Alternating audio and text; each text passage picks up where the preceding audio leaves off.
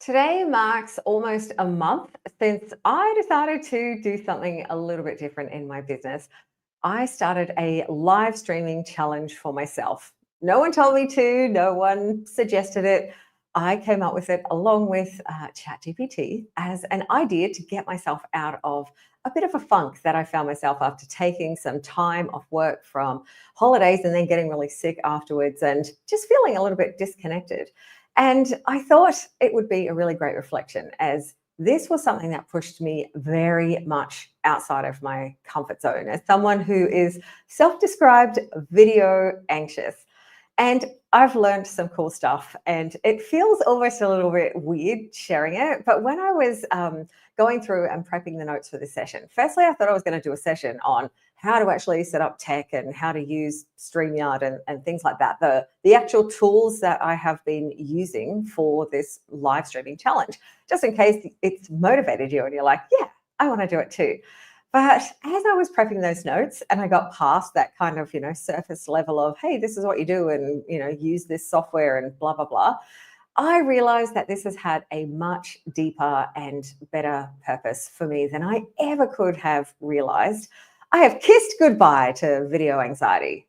Well, maybe not completely. I've nearly eliminated video anxiety, but it's just not something that I even think of anymore because I have done the thing where the more you do it, the more you get comfortable with doing it. So I wanted to share some of the experiences and lessons that I have had in case it inspires you to do something that makes you feel a little bit awkward or uncomfortable or is pushing you outside of your comfort zone. Because I know it sounds like some sort of cheesy card or, inspirational bro quote on Twitter, but there really is so much magic outside of the comfort zone. And sometimes until you actually do these things, you can't experience it. So I wanted to share with you today. And please let me know in the comments if this inspires you to do something similar. Maybe it's live streaming, maybe it's something else. But the thing is, whatever it is that is scaring you, I am here today to really encourage you to do it and do it in all its messy, glorious goodness. There have been some disasters during this live stream, and none of them have impacted any of the good stuff that has come out of it.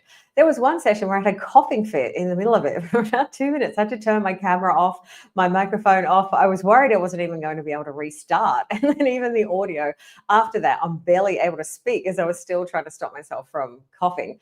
I didn't even have good sound for the first two because I forgot to connect my microphone to the camera correctly. So it was picking up the the camera audio. There was one day where I didn't even have audio at all for the first 3 minutes. And thankfully, some people were on that day and were able to tell me. A little sad that I was exceptionally brilliant in that silent part and I had to try and recreate it afterwards. But these are all things that happened and things that can happen as you do things that you don't yet feel comfortable with and you're not yet good at. The point of doing it is to get good. The point of doing it is to learn a new skill. And sometimes learning the new skill can only be learned by doing and failing and making mistakes, doing things imperfectly and badly in order to get to being really good at it. And there is a big lesson that I have learned in the getting stuck in learning, because that is something that really held me back. I was like, oh, I'll live stream once I know how to do it better. I watched so many YouTube videos and other things. I put off versions of doing, any kind of video.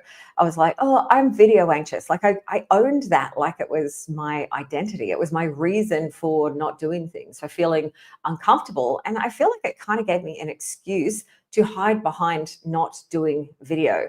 And obviously, there's a whole lot of life challenges and mental health challenges and stuff like that that can contribute to that. But it was that thing where it kind of took over I think I'd almost say it was this block or this inability to do video. I kept trying to watch and learn ways to do it better. And I was like, all right, maybe I'll record this way or I'll get this camera. Like I have my, fancy new camera that I got for vlogging that I'm yet to make a single vlog on. Thankfully, it's also a fantastic webcam as well. But I've had that for a year now, more than a year, and have not yet used it because I have done hours of YouTube tutorials and all these things thinking that another lesson or, how to set it up is the thing that's going to tip me into doing that. And none of it did. The reason that this live stream challenge has actually got me to make video again after months and months and months of feeling a lot of resistance and not really making videos is because I just had to show up and do it imperfectly. There was no, oh, look, my hair's not good today, my makeup's not good, I'm not feeling it. Oh, I'll do it tomorrow. I was very, very good at finding all of the excuses in the world not to make a recorded video. Then I was like, well, video is the problem. It's my video anxiety. That's why I can't do it. I just have to figure out how to get over that. So maybe I'll do audio instead. And you would think that audio would be something super easy for me, like a podcast. If you don't know, am an ex-radio person who spent 10 years working as a freelance voiceover artist. I have done 10,000 plus voiceover projects. My voice is everywhere. I recorded for a living. So I have all the fancy audio equipment, all the things. But do you think I did it? No, there were still things holding me back, reasons, excuses, my head gremlins, the junk that is there that stopped that from happening. And maybe you can relate. Maybe you've got your own mind gremlins that are telling you stories and reasons why not to do things. So the audio didn't happen either, despite the good intentions, despite the, I'll just record things on the fly. I was like, I can't record in this space. It doesn't sound good. I need to get sound foam. I literally have a pile of sound foam sitting in the living room of this apartment that we've rented in KL, thinking that that was the reason why I couldn't record audio. I still yet am to make this, makeshift audio booth that I was going to make it sound better because, I couldn't possibly release audio without it sounding good. These are all stories. We tell ourselves these stories. And the reason I like live streaming as this thing, thankfully I have had experience where I've done it before. I think in 2021, I did a live streaming challenge for myself. I didn't actually get to the end of it, which this time I'm like, I am getting to the end, even though the last one of these is going to come to you live from a park in Tokyo or something, because I'm going to Japan this weekend. But the fact is, when you commit to doing something, you are going to do it regardless. If it has a time and date, if there is an appointment for it, you are so much more likely to get it done. And how I made it easier for myself is that I didn't make the appointment the exact same time every day, because if I had done that, something would have come up. I would have had the reason like, I can't do it at 10 o'clock on this day. I just won't do it. So my commitment to myself with doing the 30 days is that it doesn't matter what time of the day, but I am going to show up every day. And you better believe there are days that I didn't want to do it. In the first week, and I apologize if this was annoying, I even changed the time until I realized that when I was changing the time, it kept sending out notifications saying, this event has been canceled. This event is, there's a new event. And when I realized that, I was like, okay, no, stick to the time. And even though, and again, I apologize if you've waited around for my live streams, even if I felt that nervousness and felt that fear and I've ended up going late, if I've ended up, having to really talk myself into it, I've still done it. And that I am so freaking proud of. Even some days I've done it and I'm like, that was not my best work. I was rambling. It just wasn't as good as I wanted it to be. I got really high standards for myself, which can be really frustrating. And another reason why just recording videos wasn't working for me. But even despite that, I have done it and I've showed up every day, and I will continue to show up for the next few days to get to the end of it. And that has taught me that I can be consistent. I've had this message again. This is these mindset gremlins that trap us and keep us stuck and thinking we can't do things. And, consistency is a message that is preached widely across everywhere in the online space. You have to be consistent. And if you don't show up and be consistent, there's something wrong with you. And I really struggle with consistency. It's one of my biggest challenges. I'm really good at being, prolific for a period of time, and then I kind of drop off for a while. But this has kept me consistent because my only thing that I'm setting, I'm not making it that I have to be really good and awesome on these live streams. I'm just making it that I'm going to show up. I'm going to do it. And if it's not great, I still did it. The doing it is the thing that I set for myself as a challenge. And it's made me realize that I can actually be consistent if I take some of the constraints off myself, if I let my perfectionism go. There are so many things that I wanted to do with this live stream, and I'm sure it would make it better. I am going to spend the next month like learning how to, maybe add some extra visuals onto the screen, add some slides and stuff like that. But when I have attempted to do it, that has made me get flustered, and trying to do that live, I don't have shortcut keys set up, and it just felt like another barrier and another thing that was going to stop me doing it. So I was like, you know what? I'm going to turn up. I'm going to turn the camera on, show up. I do prep some notes in advance, and I am going to show in the technical part, not the mindset part of this live stream. I'm going to go through some of the things that I have actually been doing to help me do it. And maybe for you, it's not showing up on a live stream. Maybe that's not the thing. Maybe it's that you want to be producing some kind of content more regularly. Maybe it is a podcast. Maybe it's something where you just want to set that goal for yourself that you are going to do it, even if it is imperfect. So I will go through some of the things that I've done that have allowed me to actually have the consistency when I'm not consistent, and allowed me to show up on video every day for a month, even though I have video anxiety. And I'm going to get that story out of my mindset, because I don't think I do. Once I start the camera, I'm fine. And I think it's that thing where, because I get nervous before I turn the camera on, I felt like that was some kind of me thing. But it's an everyone thing. It's so natural. Like, we're all going to get nervous. Essentially, you're going out onto a virtual stage when you turn the camera on. And worse, you can't even see people, and you can't even see their reactions. So you're in this room on your own, talking to a camera, feeling like a bit of a numpty. So it's normal to get nervous. And I kind of think I turned that normal nervous reaction into some kind of block that made me feel like I was, there was something wrong with me for feeling that. And one of the things that I've realized is that every day, even as I've gone on, and who knows, maybe if I keep doing this for a year, not going to do it daily, but maybe weekly. But if I keep doing this, maybe I'm still going to have those feelings. Maybe I'm still every time going to have to do the, okay, I'm good, I got this, before I turn the camera on. And the thing is I'm not going to let that stop me from now on. I'm just going to do it anyway, and I'm going to be okay with not being perfect and polished and presented, and this not looking like Marie Forleo TV or any of those, really highly polished things that you see online, because those people have teams to help them. These amazing, beautiful YouTube videos with heaps of cool transitions and, sharp editing and perfect hooks and all of that kind of stuff. That is usually not someone doing it by themselves. That is usually someone that has a team. And what you are seeing is the result of them doing this for years. You are not seeing someone's day one. And I think I've said this in one of the other live streams. When you want to compare it to where you're at, go back to someone's first videos. Look at where they were in the beginning. And Stacey, it is beautiful that you're here, because I was going to tell the story of how you were telling me that when you were looking at my older videos on YouTube, you're like, wow, I can really see the difference. But that is true for everyone. You don't get better at a skill until you do it more, and you do it again, and you do it again. There isn't a shortcut to learning. You have got to be able to put in the reps. And that feels like another one of those cheesy LinkedIn bro sayings, but it's true. The only way to get better at things is by implementing them and doing them. And we can get stuck in this cycle of feeling like we have to learn more, or just another course or another checklist or something else. We need to do that first, and then we can do it.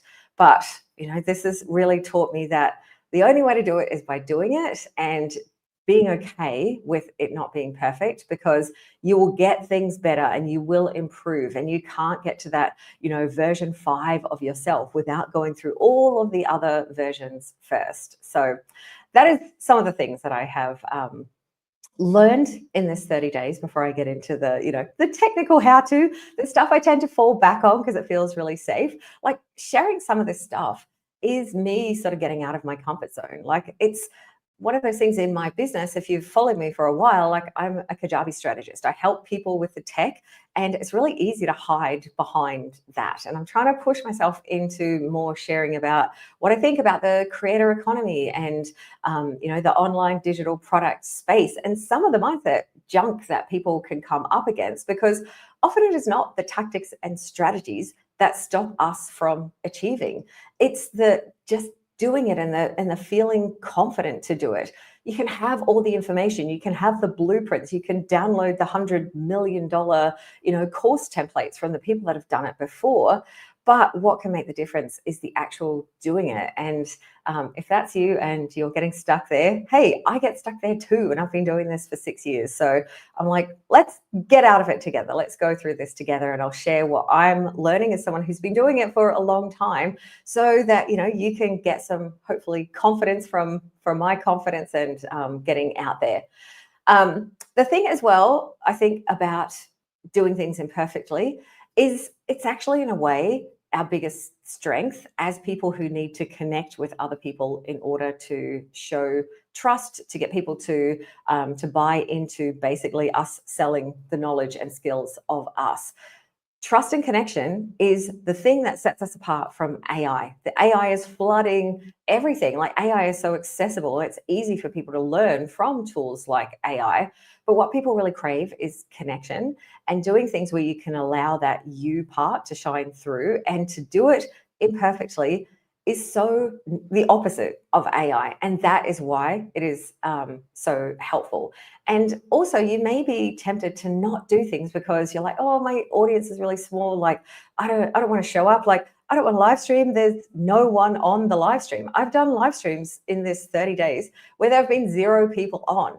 But do you know what there has been? There have been people watching the replays. There have been people listening to the podcast that I have created out of this. I have created shorts and reels. I'm probably going to be able to create more than 100 pieces of short form content from these live streams. So even if the live streams themselves haven't had massive reach in the beginning, because I don't have a huge audience of people that are like, oh, I'm going to tune into Sue's live stream today. Not, considering the fact as well, I don't even tell you what time it is until the day, because, I'm not doing it for that purpose. I was doing it for the purpose of getting myself out of the funk, to do something that challenges me, to get more used to being on camera. And all of those things I was able to achieve. I'm able to practice. Even right now, I'm really concentrating on looking at the camera, because when I looked at my videos, I realized that was something that I struggled with. I did a whole lot of looking around and to the side, and I struggled with keeping my eyes on the camera, because it's a skill that you need to learn and that you need to train. And sometimes I forget, especially if I haven't had coffee before my session. And it's all of that kind of stuff that will allow people to connect with you. You can create content that you can repurpose, and I'll go into what I'm doing with repurposing. But as well, one of the beautiful benefits about having a small audience is when you have a giant coughing fit, or if your sound isn't working, or if something isn't perfect, you're doing it in front of a smaller audience. It's a lot easier when you are learning to do it in front of a smaller audience and when you are potentially reaching thousands. But even when you are, stuff is still going to go wrong. It is not some kind of one and done thing that you will learn a skill, you will do something, even if you do it for 30 days.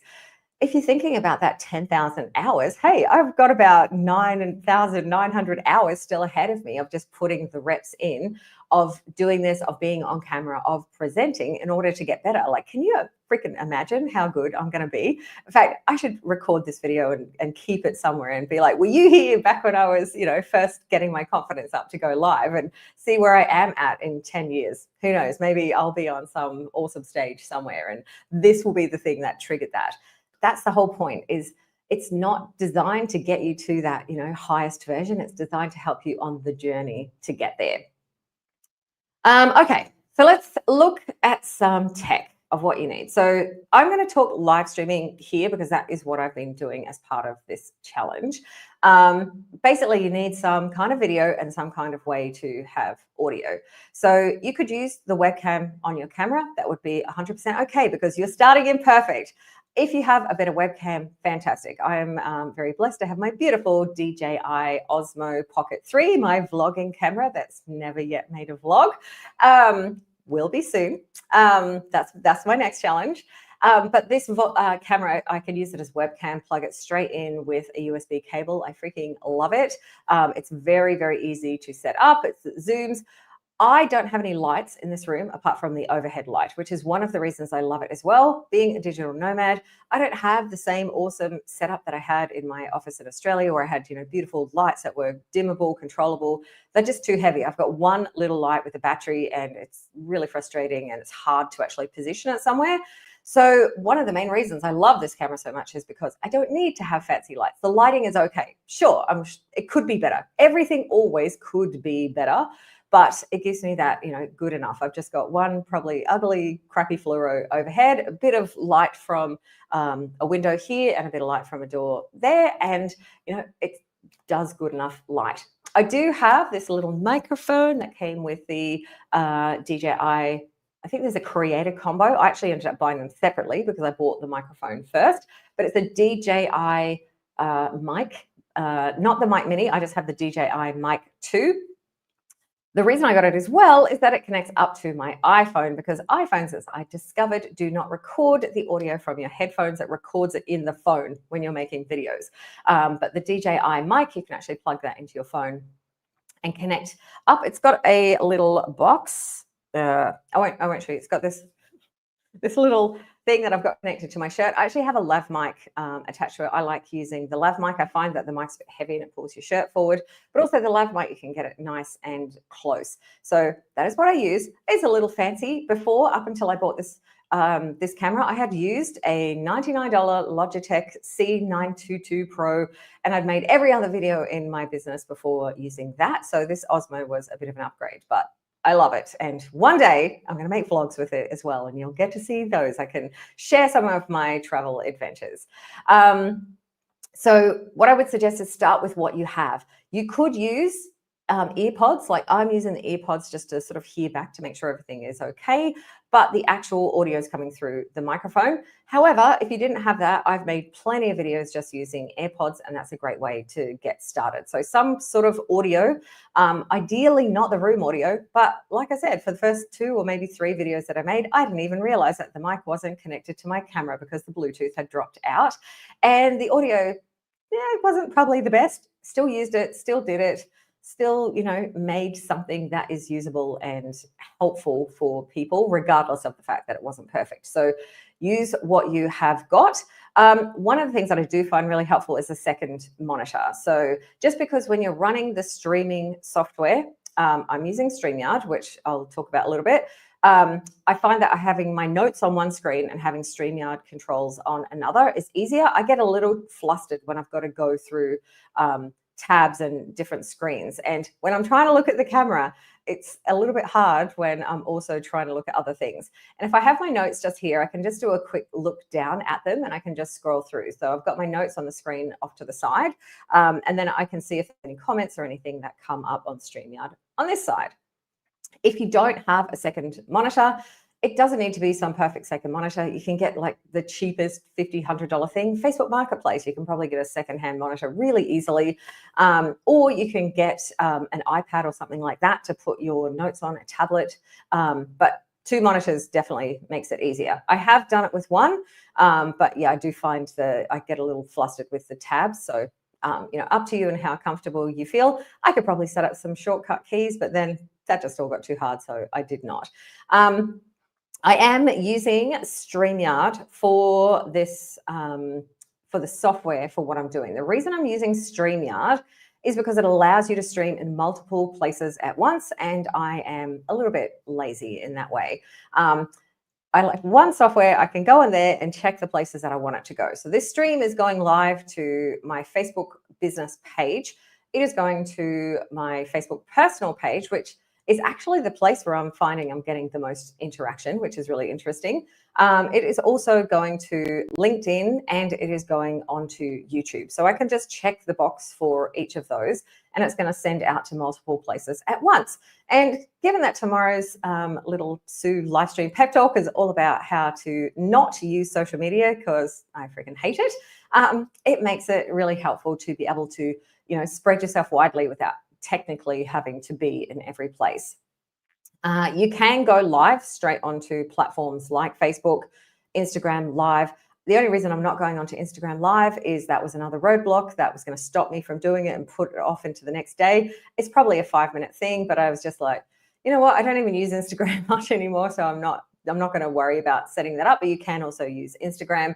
And depending on the streaming software that you're using, there's probably other options as well. I used to post to Twitter back when Twitter wasn't a cesspool, but I just don't bother now. And with the StreamYard software, I have a love-hate relationship with StreamYard. I really like the software. It is my favorite streaming software that I've tried.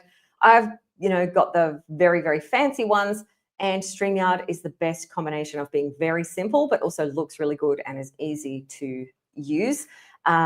It's very expensive though. That's one of the things that frustrates me. They doubled their prices at the end of last year, and I was going to try and find something else, and I was like, yeah, I already know how to use it. I'll pay for it for this month, and then maybe I'll do some research into finding something better. It's one of those, like, I know it's expensive, but it is good and it does work really well. So I'm going to stick with it for now.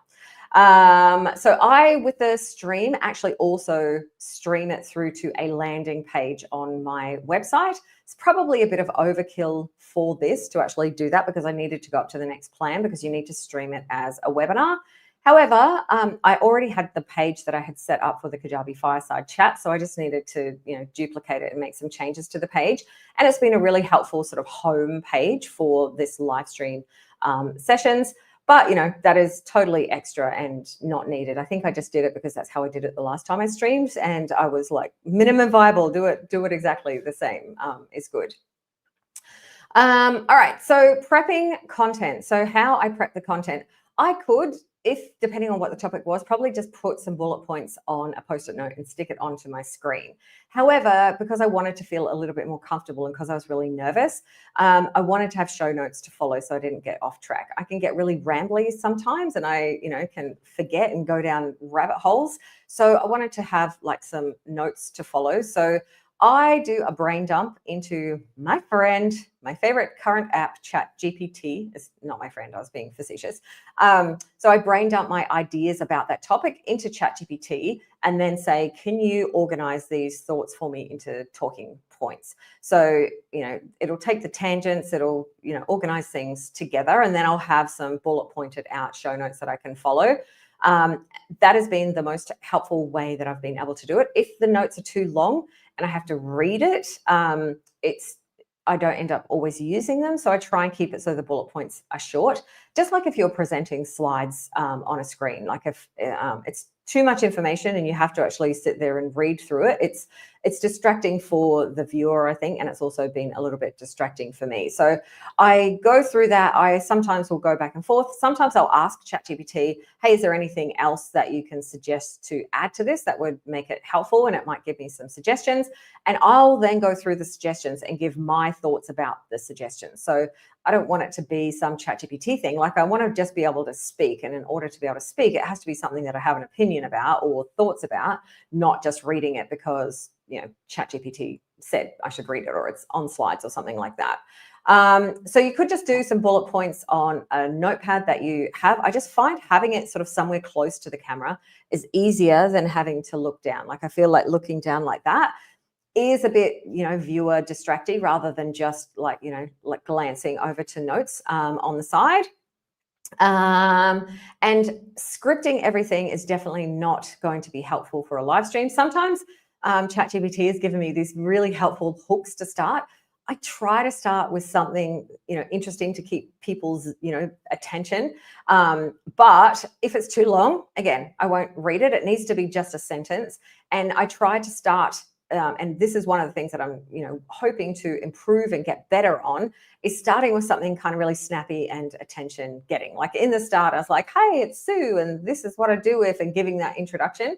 But I'm trying to not worry so much about that and, just get to kind of the point and go into it from there. And okay, oh, look at that. Here's my notes. See, I've gone off on my ramble and now I just got the bit where I get to StreamYard. That was in my notes that I thought maybe I forgot to put in, and it was just in a different order. Anyway, that is the downside of using the notes. I will say one of the things that I would suggest, and I think I will do going forward with this, is because I want to get the next day's stream scheduled before this one starts, so that that's locked in the bag. I don't even know why. Like, I've just got it in my head that I should do that. Maybe that's the thing that helps me stay accountable, is that before the first one starts, the next one is scheduled. That's when I need to do my brain dump. So I'm actually doing the brain dump the day before the session, and then I get the notes the day of. So I think going forward, what I'll do if I keep doing the live stream is try and keep the brain dump and the notes the same when everything's a bit more fresh, so that, when I'm reading things, A, I'll need to rely less on the notes, and B, if something like this happens where things are a little bit out of the order that I would have expected them to be in, then, I'm not going to be having to scroll through the notes going, where am I up to? I did want to say something about if you do commit to doing some kind of challenge where you are needing to be consistent with it, pushing through low energy days, I think, is really important. Teaching yourself that muscle that you can be consistent, and something doesn't need to be at your 100%. That's still okay. But, being okay with publishing like, B- work or even C work. So for me, and this is completely up to you and how you want to work, but I found that I just got so much value and I have so much more confidence in myself at just being consistent. And even if things didn't go as planned, and even if I didn't feel like that was my best work, and I was like, you know what, I did it. Like, I did it. I'm sticking to this. I'm seeing it through all the way to the end. And that was a really, really valuable thing for me. So they're just showing it up. Again, like I said before, like, I didn't want to set the time, because if I did, that would have probably stopped me from showing up. I have absolutely no doubt about it. Sometimes I've thought that I scheduled the session for like 9:30, and then I've got up and it's 10:30. I'm like, yes, thank you, Past Sue, for making life easier. The earlier it is in the morning, I found it a little bit harder to show up. I prefer to do it later in the day. The time zone challenge is a big thing, and that's why there isn't a lot of attendance, because pretty much every one of these sessions has been in the night or even middle of the night for where the majority of my audience is. But because I didn't go into these sessions with the goal to, I'm not doing a launch or anything at the end of this. I just wanted to get, back into the swing of things. I just wanted to start doing what I love again, and, creating this kind of content. And it has, just doing that has given me my spark back. Doing things without having that specific purpose and just having a bit of fun with it again has been the purpose and the benefit. So because I'm not stressing about people turning up and being there at a certain time, the time hasn't been as much of an issue. So worst case scenario, I think on one of the days I pushed it back 2 hours because I was just really not feeling it, but I still did it anyway. The doing it anyway, I think, is the most important thing.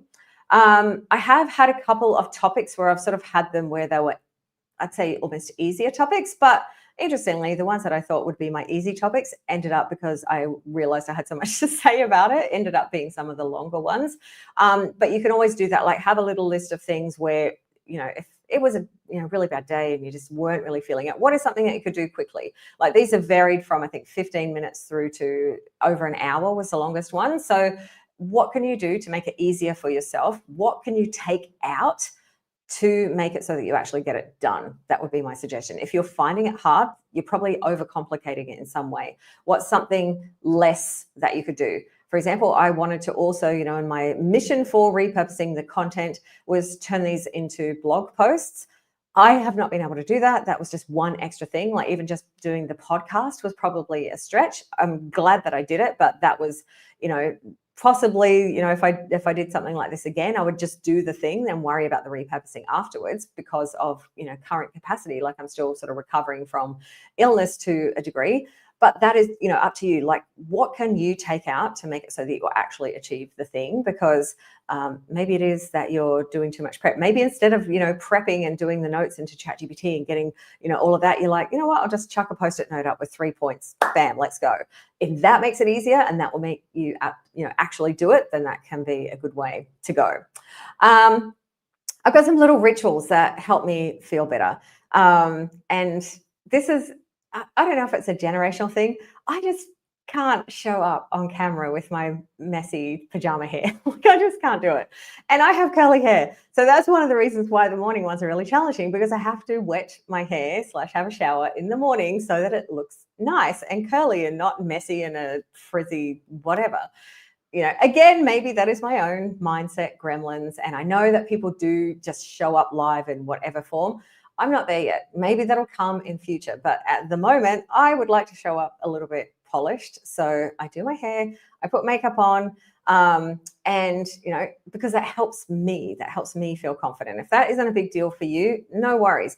One of the things I do as well is I do a little spray of my favorite perfume because it makes me feel good, makes me feel confident. And it's then I feel like I'm associating that happy smell with something that feels good and happy. I 100% now will always keep a glass of water on hand, especially after my coughing fit, because that was a bit of a challenge. So keep some water handy, and maybe, have a little like pre-go live ritual, something you can do to pump yourself up or calm yourself down, whichever you need. Just be like, all right, I got this, I can do it. And just know that the more that you do it, it will 100% get easier. I remember when I did my very first webinar, it was pre-COVID. I just about had an anxiety meltdown. Like, I was so scared. You would think being someone who's been in broadcasting for years and years and years would not get scared. But no, there's something about the camera. It just does things with my head. I prepped for hours. I was like doing meditations, trying to calm myself down. And even still, I was so nervous. I completely freaked out. However, I did that webinar again and again. I think I did it like 6 times over 6 weeks. I think I was doing it weekly. By the 6th time, I was like, yeah, we're fine. Like, let's go, because everything was more familiar. When you do things for the first time, it is going to be as scary as hell. And that's okay, because it's not going to stop being scary until you just do it and you deal with those first few times being rough. And each time you do it, you'll learn one little thing. You get that 1% better, or you'll feel more confident with the software, with the tech, with the just doing the thing, maybe reading notes and going through. It's all going to layer on, and that's why doing things again and again and again is so useful. Okay, so audience engagement without stressing about it. That is one of the things that I'm still learning and getting better at, because I can see comments and I kind of feel like, oh, there's a comment, and I want to stop and read it. And that can be distracting in the middle. So I try to, if at all possible, even if I see comments come up, stop when I can cope with it. Some presenters will be like, oh yeah, blah, blah, blah's in the chat. Yeah, and they'll just keep going. I find that a little bit disrupting, and maybe that's just I need to do a live stream one day where I encourage comments and I get used to how to actually do that and read the comments and respond while live. Maybe just do little sneaky glances and get better at speed reading. I'm not sure. But what I would suggest, though, is don't worry necessarily if you do miss comments. You can always come back to them afterwards. You can always check in on the comments in the end. On StreamYard, the comments are actually in a different tab to where these banners. So I've got these banners that I can bring up on screen. They're in a different place, and then so you've got to click around. So it means I've got to look at the screen, which I try not to because I'm trying to look at the camera. But I have got better at it, and one of the things that I want to improve on is like learning short keys, or maybe even using a stream deck or something, so I can just press a button, which will help move things around and make stuff happen. But even if you don't have a heap of comments, don't stress. Like I said, the replay is where I'm getting the most of the value from these sessions, because the time zones when I'm running them suit me, not the viewers, because that's what I needed to do to make it happen. And you can always come back and reply to comments afterwards. One thing, though, for StreamYard, which was a little bit frustrating, is that the live comments don't always stick to the video in, I think it's YouTube. Facebook, they do. And I'm not sure about LinkedIn either, because I know that there was one day where I was like, comment if you want the free resource that I was doing. And then I went to send it and I was like, I know there was like at least 3 people that said, yes, please. And then I couldn't find the comments to be able to send it to them.